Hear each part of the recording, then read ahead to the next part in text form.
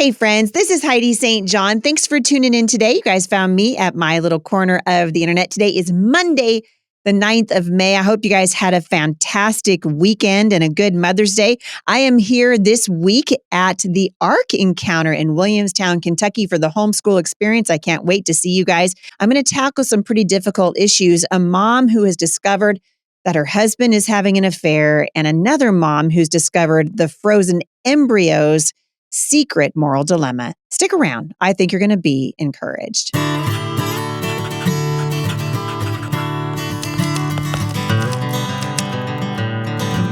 Well, I'm glad you guys are here. I am in Kentucky right now, obviously, with my friend Ken Ham and the staff here at Answers in Genesis, one of my favorite places to come in the whole wide world for the homeschool experience, having just gotten back from Pigeon Forge at Teach Them Diligently. And I spoke yesterday for my friend Pastor Phil Hopper over at Abundant Life Church in Lee Summit, Missouri. Thank you to everyone who's been coming out and saying hello. Wow, such an encouragement and a blessing.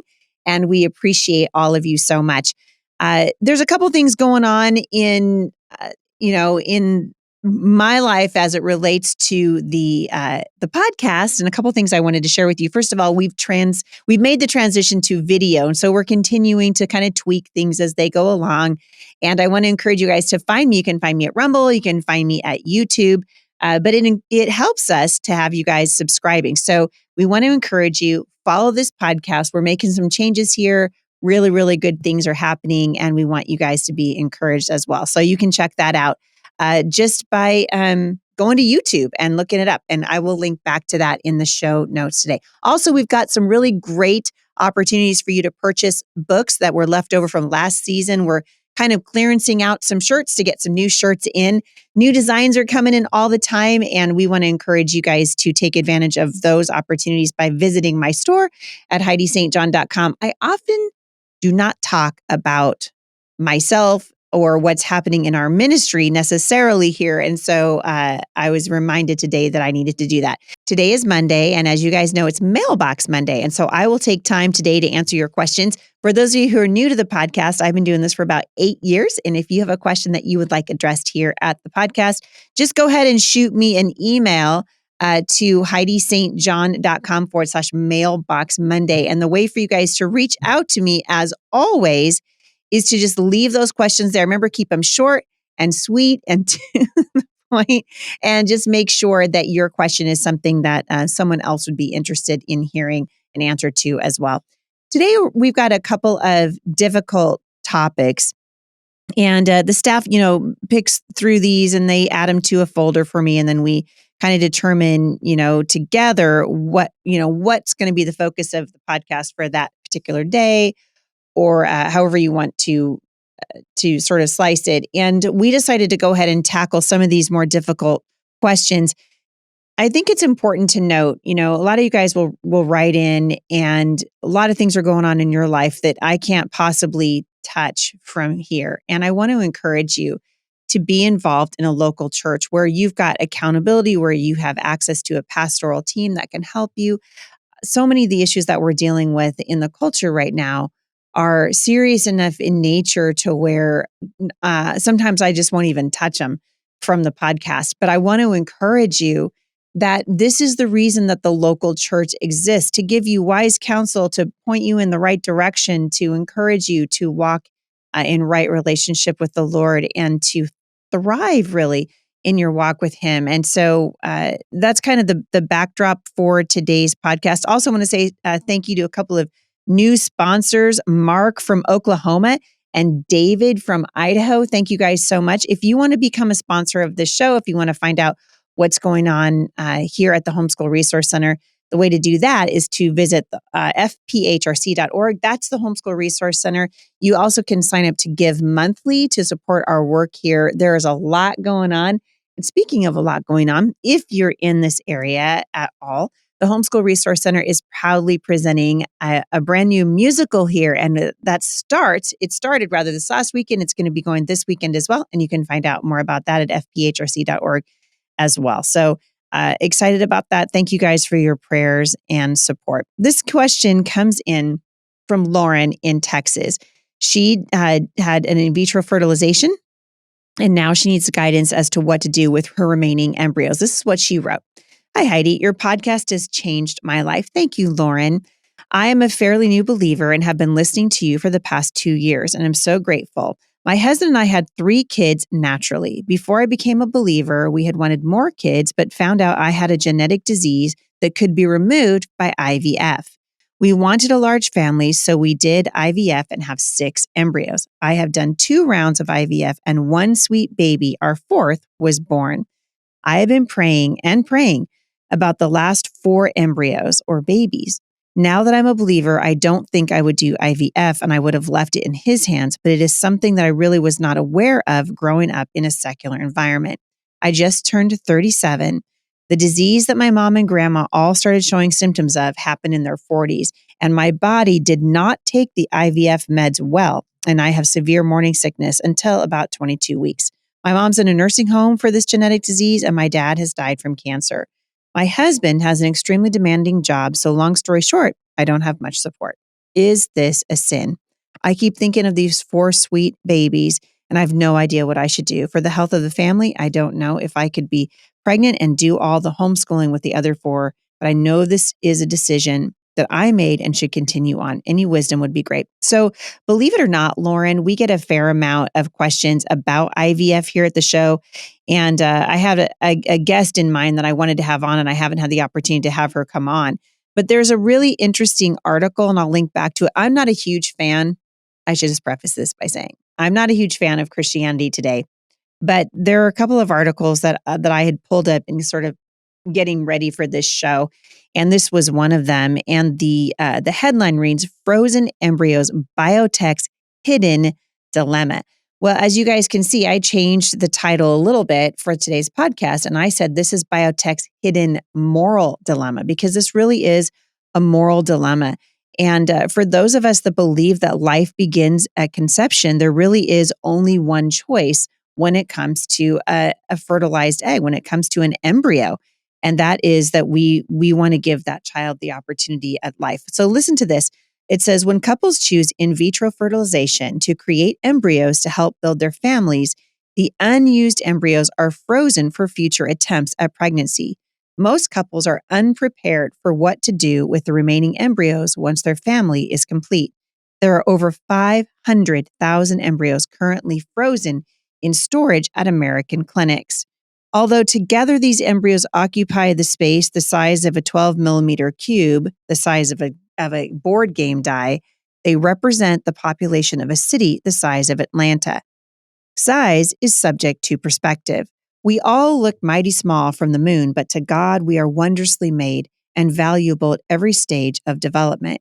In 2009, a public opinion survey asked what should be done with remaining embryos. Most respondents said they should be donated to other infertile couples rather than being destroyed or donated for research. To answer this question from a Christian perspective, we must first understand what an embryo is. Unlike an egg or sperm cell, an embryo is a complete preborn human being with a full set of chromosomes and DNA. Just like you and me, it is a unique human unlike any other on earth. And science tells us that life begins when a sperm and egg unite. So this really is the dilemma, right? This is the moral dilemma that we find ourselves in. And so the question becomes, what do you do with these excess embryos? All across the internet, and I have a very, very dear friend in my family who's in this stage right now. And I think she and her husband are getting ready to adopt these embryos out. And it seems to me, so President Obama kind of got in the mix, right? And the fate of these unused embryos really took on a new resonance after Obama lifted an 8-year ban on federal funding on embryonic stem cell research, which I think is an egregious thing. Obama said the embryos cannot be created solely for research, but most experts expect researchers to secure embryos left over from IVF treatments. And so this is what I would say you absolutely want to avoid at all costs is donating these embryos to science. But there is a form of adopting these embryos. And I think it's kind of a cool thing, actually. I mean, the embryos are already there, so we could discuss the moral implications of IVF and leftover embryos on a different show. But for the purposes of this show, There's a bioethicist right now who's at Focus on the Family, and they are also working with families through IVF and trying to figure out how they can help these families solve their moral dilemma. And this is what he said. It dawned on us that what you have with frozen embryos is the opportunity for early adoption. He said, we are rescuing an adoptable child. So this form of adoption, of course, has critics. Abortion rights groups generally object to the term adoption because they don't believe that it's a human being at all, which is ridiculous. The Catholic Church says that IVF violates the principle that all life must be considered fully human from the moment of conception. And like the Catholic Church, Focus on the Family objects to the creation of excess embryos, calling it irresponsible use of technology. Still, as long as there are surplus embryos, the group will advocate for their donation and adoption rather than research or destruction. And that is really where I fall on this.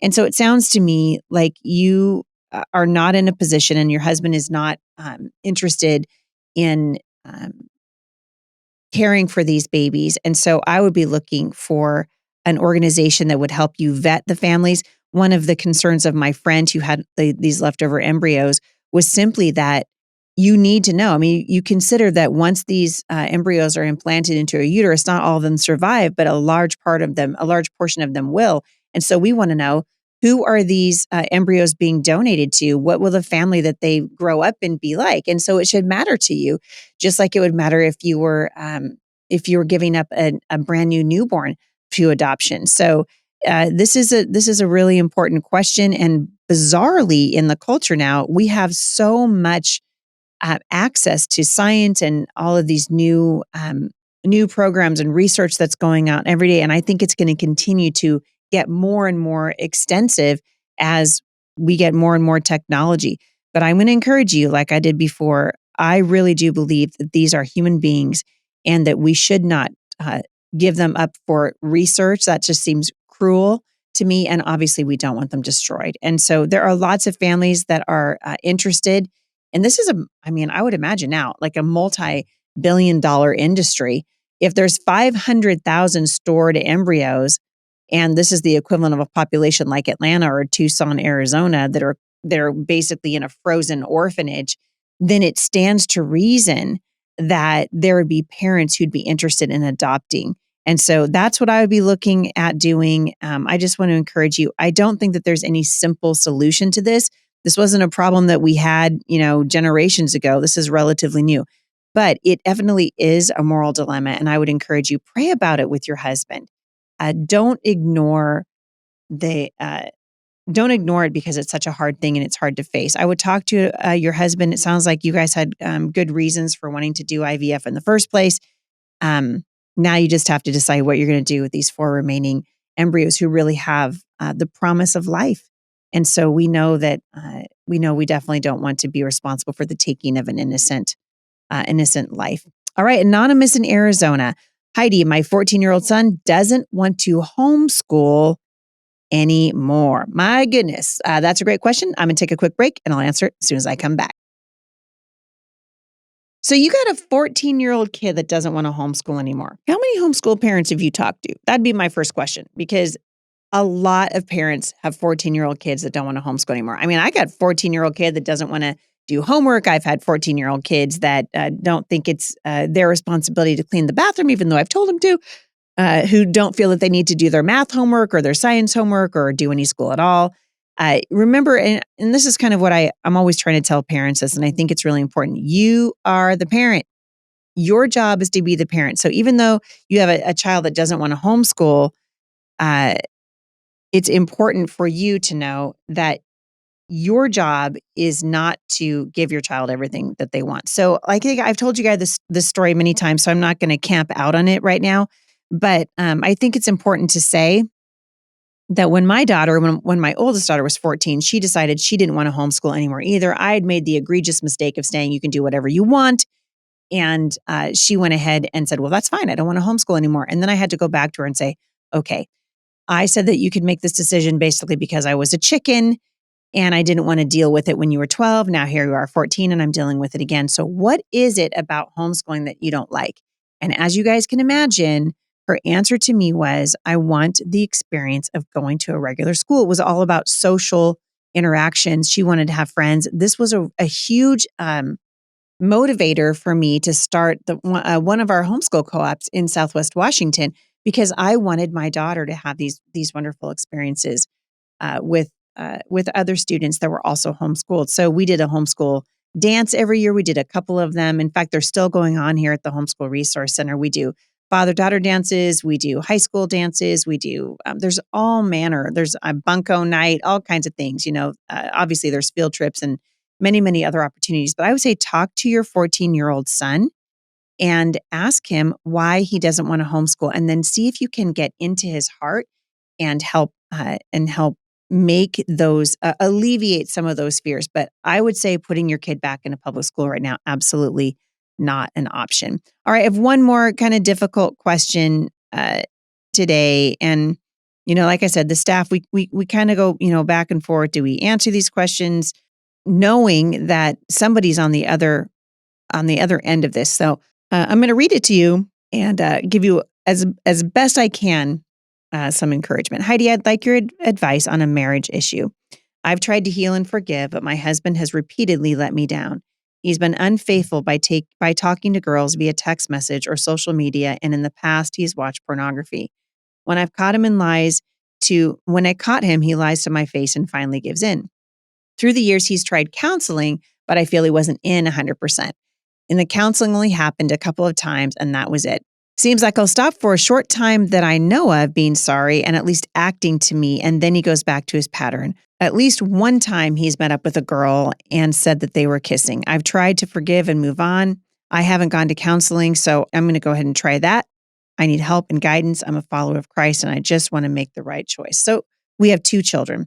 Okay, so first of all, the one thing I definitely want to encourage you not to do is not to ignore it. You're going to hear people say in the church, well, it doesn't matter. Well, your responsibility is to stay married no matter what. I don't subscribe to that at all. There are definitely deal breakers. God hates divorce, but there are deal breakers in marriage. And it sounds to me like you have a husband who's both immature and immoral. And so I would encourage you, get help. I mean, absolutely get help from your pastor. Talk to somebody. Don't leave this with somebody like me with a podcast, because I'm not in your life. You need to be talking to people who are absolutely in your life. Before you can take this further, you need to be sure that you establish exactly what's going on, a timeline. You want to do this immediately, if not sooner. Over the years, I've been married for 33 years. My husband and I have counseled many, many couples over the years, and we have been observers of many other situations where there was what I would call adultery light going on. So flirting, that kind of thing. And these are the things that, it's sort of the beginning of this, it's maybe 5 steps into a 50-mile walk that they're about to take. But you've got to bear in mind from the beginning that the damage that infertility inflicts on a marriage is primarily a matter of betrayal and of broken trust. And so there's a sense in which, that you'll start to see the separation happen. So the wife's upset, so she stops having sex with her husband, and the husband says, well, you're not having sex with me anymore. And so now I'm even more prone to watching porn or more prone to flirting online or whatever it is. But it's sin. And so it sounds to me like sex hasn't been part of the equation in this particular instance, but I wouldn't, that's the next step, right? So you want to verify as much as possible if these relationships were more than just a friendship, that there wasn't sex involved. But if your spouse has lied to you repeatedly, and it sounds to me like he has, to the extent that you're able, you want to put forth a careful and cautious case to your pastor, to your pastor's wife, to define your spouse's behavior as accurately as possible. So you don't want to make an unwarranted accusation. You don't want to wade into water that you don't need to wade into, but you want to, don't ignore it. I love this article from Focus on the Family. It says, basically, marital infidelity exists on a continuum. On the one end, there's a unique, isolated, one-time moral slip-up, a mistake that seems completely out of character on the part of the offender. The seriousness of such an offense should not be downplayed, since in most cases, the external relationship, the actual affair, is really just a symptom of a much deeper problem, the final step in a 100-step journey, if you will. In spite of this, there are some important ways in which the one-time slip-up demands an equally intense and intentional but different response and treatment than a situation that has involved repeated affairs. The latter scenario lies at the other end of the spectrum and what might be called the most recent episode, yet another incident in a long-established pattern of waywardness. An affair of this variety has to be approached from a very different perspective simply because the offender has an established history of violating his or her marital vows. So you want to confront the person, and then you want to create what my husband calls a crisis in the marriage. So you say, this is where we are. It's here and no further. We need to get help. It's this or this. And talking, drawing people in, whether it's close friends, your church elder, your pastor, people who would be inclined to listen, and who your spouse would be inclined to listen to. But what I don't want you to do is ignore what's happening and just expect that it's going to go away, because it's very likely that's not going to be the case. So lay out your plans. If you're going to confront over a marital infidelity, then I'm going to encourage you, like I always do, be ready for the fallout from that. Be ready financially. Make those arrangements before you walk out the door. Don't wait until you're emotionally out of control and then run the risk of making a snap decision that you're going to regret later. And then make sure and you put this thing in the hands of the Lord. So get help. Don't ignore it. Don't excuse it. Don't run away from it. You have 2 children who desperately need you. And what I have seen happen for generations now, and I know that you have probably seen it too, is that if you don't address it correctly, your children are going to very likely wind up in the same situation you find yourself in. And so get help. Don't make excuses for your husband, and make sure that you don't make accusations that are unwarranted. So I will be praying for you, sweet mom. You're in a tough spot, and I know that you're not alone. If anyone who's listening to this today has resources that you think, hey, this would be a really great resource for this listener, please shoot them to me, HeidiSt.John.com/mailbox Monday, and I will link back to them in the show notes next week. In the meantime, I have several articles I will link back to for you guys today, and I hope that you will get the help that you so desperately need. You guys get the help that you need. That for the longest time, the church has made excuses. I say we don't make excuses anymore. There's no excuse for infidelity. Your children are watching you. God wants your marriage to be whole and healthy. That's all I got for you guys today. Again, I'm at the Ark Encounter today and for the rest of the week for the homeschool experience. I hope you guys will come on out and say hello. We've got a book table there. My husband's there and a couple of my kids and a daughter-in-law. So come on out and say hello to me. We would love to see you. Have a great day, you guys. Love your families well. And I will see you back here tomorrow at the intersection of faith and culture.